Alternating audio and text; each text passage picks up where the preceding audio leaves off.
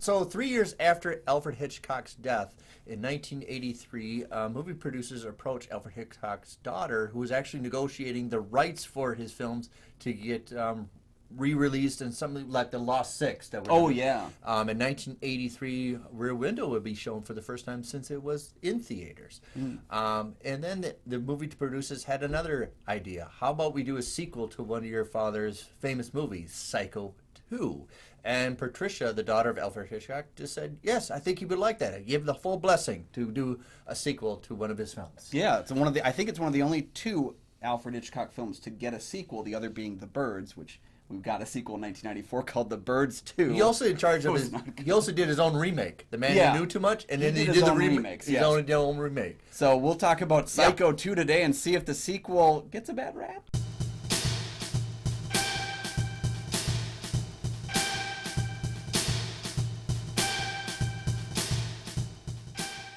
Welcome back to the show, everybody. Yes. I'm Kyle Goethe, one of your hosts from GoatFilmReviews.com. I am Nick, and I've been labeled Saint. No, I'm Nick from the St. Paul Filmcast. Thanks for finding this. Thanks for watching. And for our loyal fans, sincerely, I really mean it. Thank you for continuing to support the show. Hey, do a solid. Hit the like and subscribe button. Make a comment down below. We got 400 subscribers last month. Yes, thank you very much for the new subscribers. Thank you. And the old ones who continue to support and subscribe, thank you again. Yeah, now we're going to complain. Give us 500, okay? No. Yeah, right. More. We're all the more consumptions.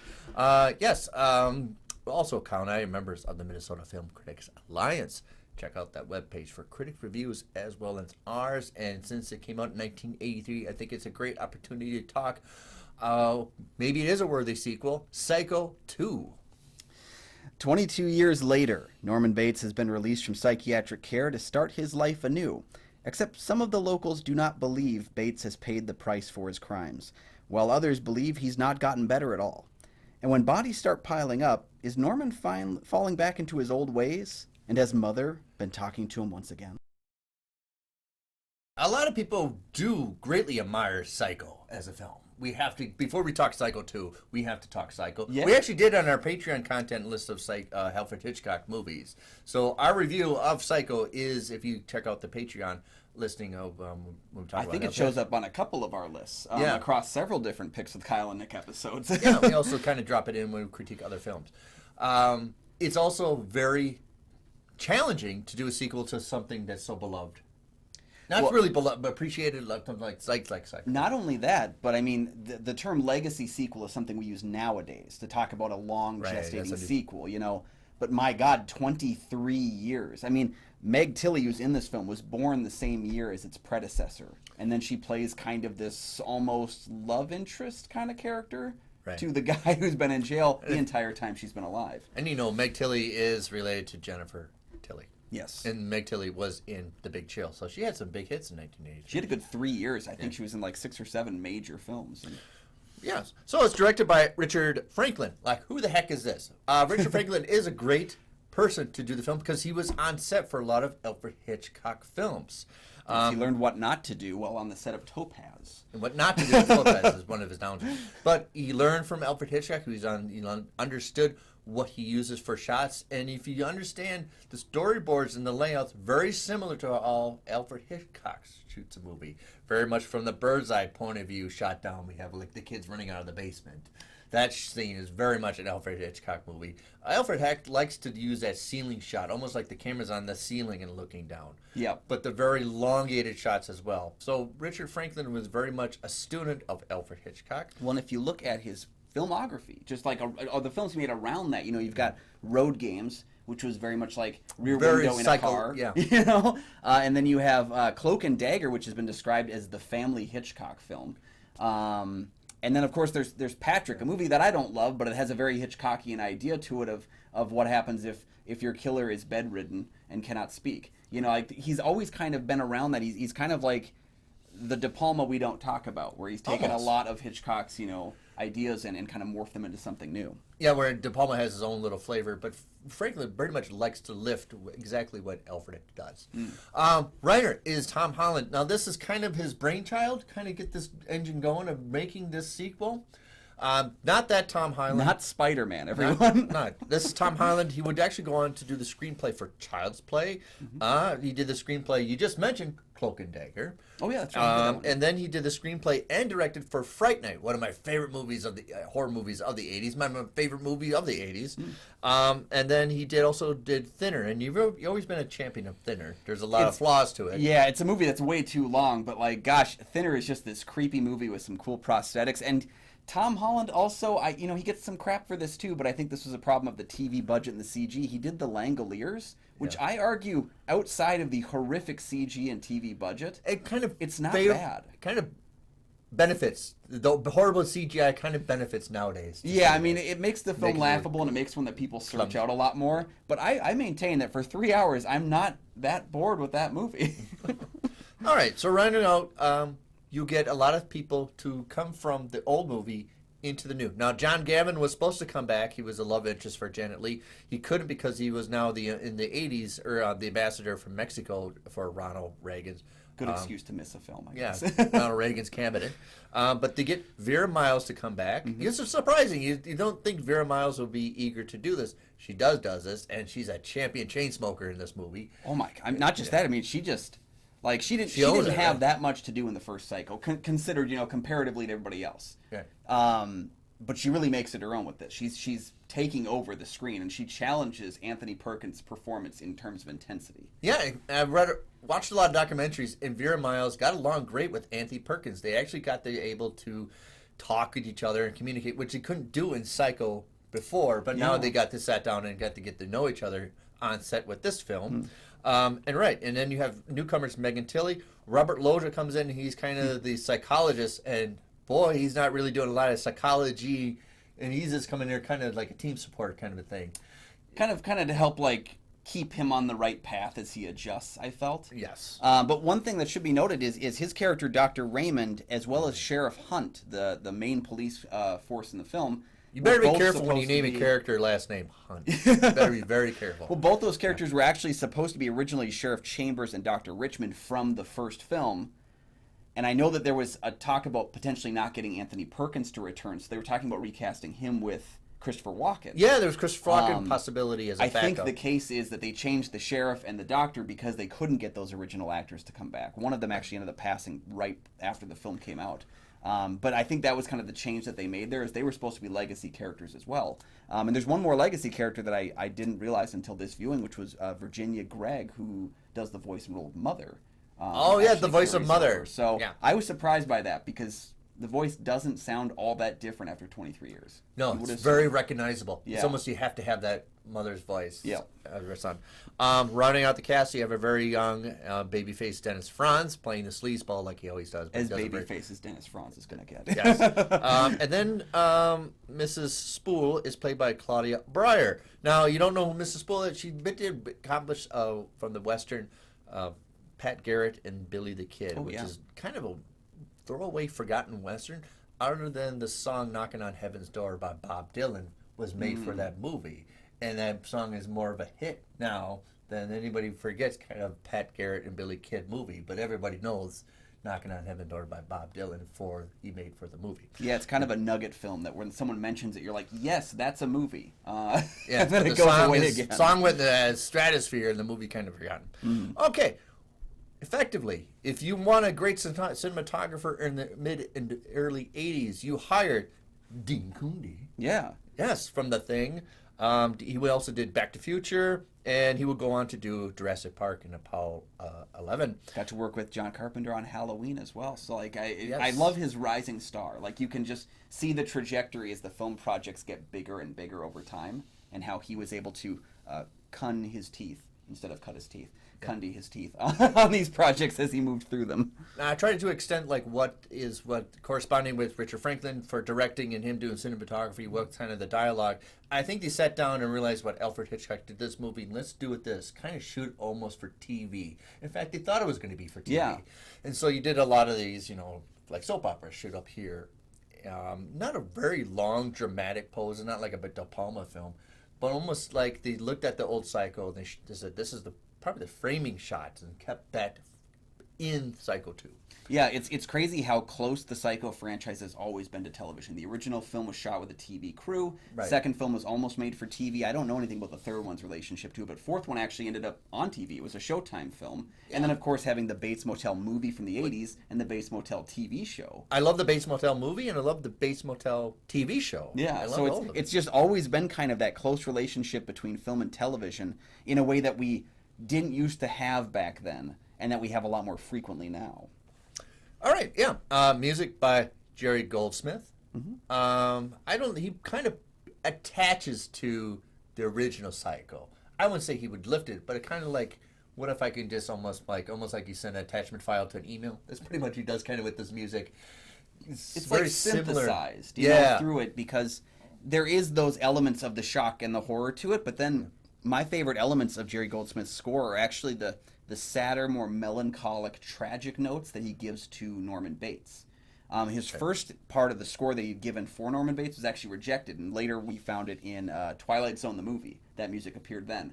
But he tried doing kind of another theme for Norman that ended up being this very sad musical quality. And what's weird is, as much as I know the original score for Psycho, when I heard this music again, my mind was instantly transported to when I watched this film last. Yes. And that's a really good mark of a great score. Yes.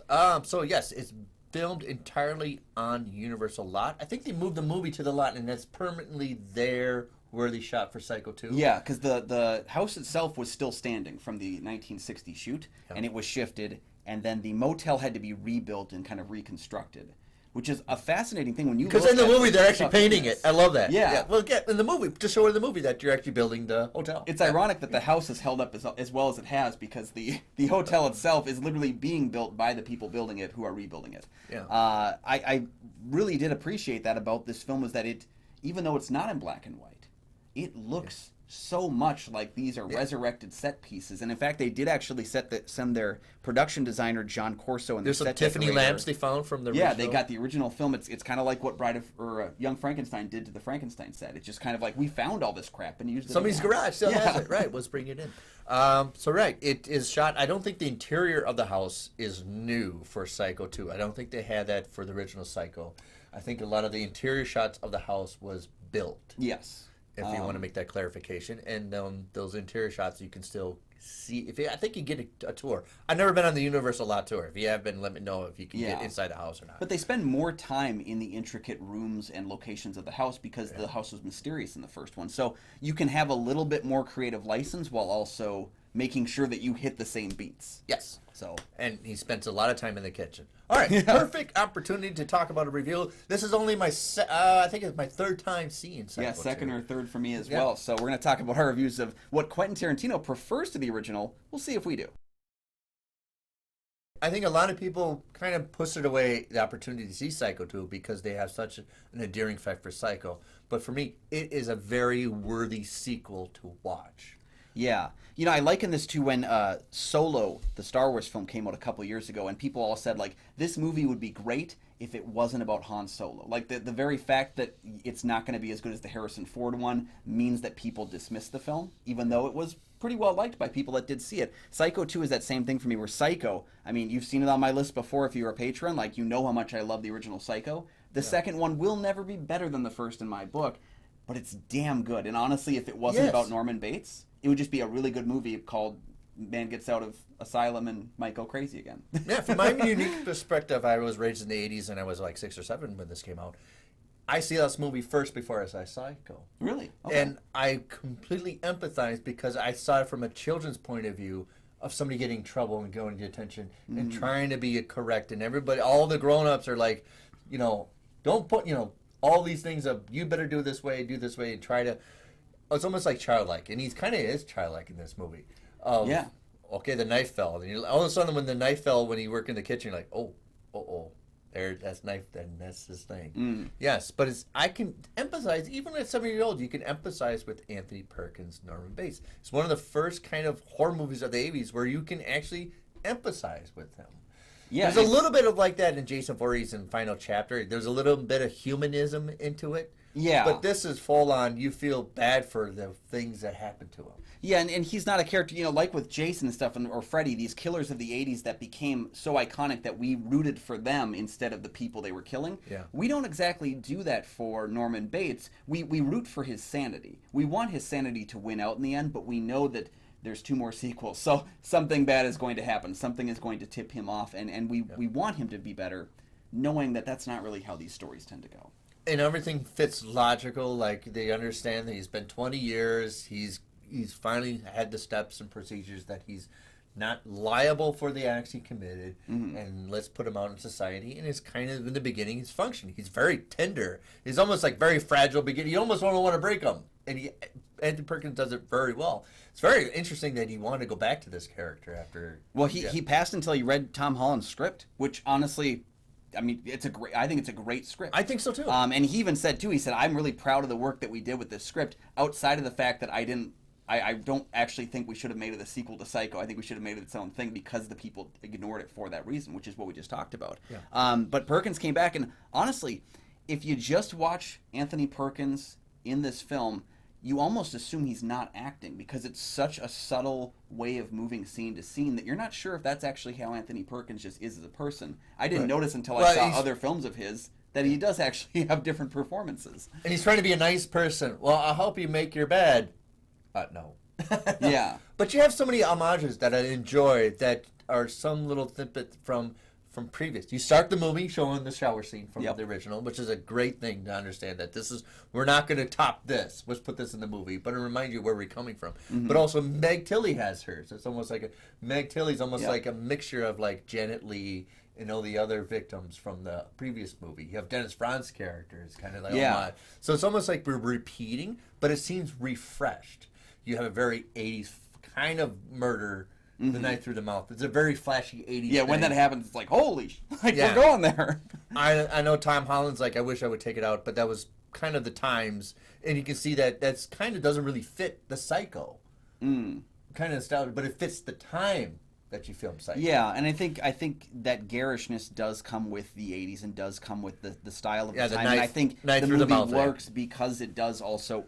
It's a film that takes everything that worked in the original film, finds a way to build upon it without damaging the legacy, which I think is brilliant. Right. But it also updates it for today, so that a person like you who watches the second film before you ever saw the first can still be like, I'm interested. I'd like to see more. Right, and I watched the first one, completely forgot about that. Oh my God, that's the ending. I forgot because you get so invested in the story. Yeah. Side note, if you ever get a chance to see Psycho in a theater, do so. I did. I took my wife, who had no knowledge of any of the twists and turns, and I just spent the whole movie going like this and watching her watch it. Yeah, they're very flashy 80s. You also get the teenagers in the basement. You had to. Yeah. I don't. Everybody's like, that doesn't fits the time, but you had to. You had to get the teenagers in the basement. Well, again, that goes back to the updating of the time period, and you mentioned, of course, like how it does kind of repeat these certain steps. I appreciate that because we're not repeating the same plot points. We're repeating the same like motifs. We're seeing how Norman has changed, and that's what's important to like the repeat of the shower scene. And he's very cautious of like, let's not happen again. But there's elements of a whodunit. They framed this whodunit where it can be anybody. He's getting these phone calls. Is he going back to being crazy? Is somebody playing with him? And your mind goes through all that. If you're fresh time never seen it, goes, if he really is, it really is cured? Is somebody playing with him? Every single death I had to contemplate. Yeah, it's a very interesting whodunit until the last moment. Like, well, yes. Well, and even too, there's all these YouTube videos all across the internet that are about like going through the Scream films and figuring out which killer did which victim. You could do that to this movie because I'll say this about it maybe as a flaw is that the kills are very convoluted because I'm trying to like rewatching the film knowing kind of who is involved and stuff. I'm trying to figure out who's doing each of the kills, and there is like a rhyme and reason to it all. But there's so many kills throughout the film, and spoiler alert if you haven't seen the film, Norman only kills one person. But I think there's more deaths in this film than the predecessor. Which is a great opportunity now, and I think if you haven't watched it, I would like to talk about the ending. So please, watch the movie and then come back. Perfect ending to this movie. And what I'm saying, it's an epilogue, isn't it? It's almost like he's hitting a staple of I've had enough. I'm just going to be me. People try to tell me what to do. My mother's been trying to tell me what to do. My whole life I've been a marionette, and it's almost like I'm done with it in a horrible way. Yeah. I'm going to be my own person. Well, it serves the fans' bloodlust in the 80s because if the movie had ended without Norman Bates killing a single person, that would have been, I think, upsetting for people watching. In a wonderful way. I watched that, and I go, how that is effective. And it's a slight where they insert the dummy where he hits the shovel. And considering that this was that actress's last film, I'm a little concerned that this might have been it. But right. But it's slight. It's so quick that it looks like he really did hit that person. I rewound he it slipped in the dummy, and it's just a wonderful magic trick. But it's played, and then you got the classic Alfred Hitchcock ceiling shot looking down at the end. Oh, I love that shot, yeah. And it's wonderful because it plays into Psycho 3 where he's had enough of the psychoanalysis and the psychobabble. I'm going to be my own person. And if it includes killing 10 people, what the hell? Yeah, because I think like throughout the second act of the film, there is a little bit of downtime where I think tightening could be done because there's this constant who's the mother, and everyone's talking about their mother for like 30 minutes. Right. Whoever the character is has a mother story. And I think that when you kind of tighten everything up, you're like, what was the purpose of that? And then we finally get it. And what I really do feel is an epilogue because it's a scene that's not really necessary to the plot, but it's necessary to the character. Exactly. Right. I would like to sacrifice a little plot and more to character. Yeah, because there's this misconception that every scene in a film has to contribute to character or plot, and sometimes they can contribute to a number of different factors. Those are not the only two factors in a film, but there's this misconception that they have to serve a plot, and it's like, no, sometimes it can just reveal a little bit more about a character and leave us in a comfortable place. Like, again, if that film did not have this epilogue, I don't think it would have worked as well, which is crazy because it really has very little to do with the plot. There's wonderful, great scenes, not only to one of the greatest endings, but it's starting again. Yeah. When he's lower, it's starting again. Wonderful scene. It's one of those staples that we understand that he doesn't want to happen again, but he doesn't know what's going on as well. Yeah. And the Meg Tilly shower scene executed very well. It's very dangerous. And then the peepholes and everything else. Wonderful, wonderfully shot. I wonder, and we talked about it before, why we didn't do this in black and white? You know, today if the film was released, you know, like how like 2007's The Mist had a black and white version. I think Mad Max Fury Road had a black and white version. Nightmare Alley had like a small theatrical release where they put it in black and white. Yeah. I think this film would have a black and white cut if it were made today. Yeah. Because people have done YouTube videos on black and white. Mm-hmm. It is far more dramatic and foreboding than this movie.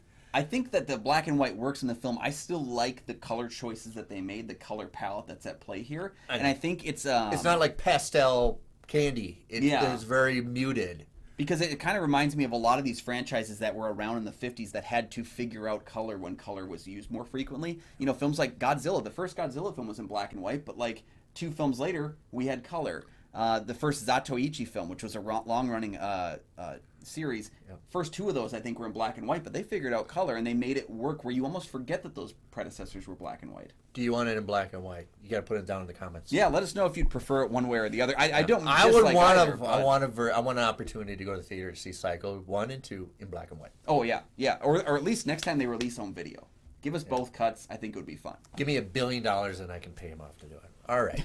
What do you think of our? Take $1 billion to do that. It would, yeah. It almost take $1 billion, especially when there's strike. What do you think of our review and our criticism of Psycho 2? Yeah, maybe give us your ranking of the various Psycho films. There are 6 of them, I suppose. 4 in the main series, the Bates Motel film, and then the Psycho remake, which we all wonder where that one's going to show up. Let us know your ranking of the Psycho films down below, and where do you see Psycho 2 in relation to its predecessor? Yeah, let us know if you have any other like horror sequels that you really think deserve more love than they've gotten in the past, down in the comment section below. And thank you guys for joining us. Thank you very much. Continue to help us promote the show to your friends and family and everyone around you, because the more that we grow as a channel, the more that we can do special series and special things for you as viewers. So thank you guys for joining us. You can find all of my film reviews over at goatfilmreviews.com, where I look at the good, the bad, and the insane. They should put a camera on the swamp in Fairvale forever.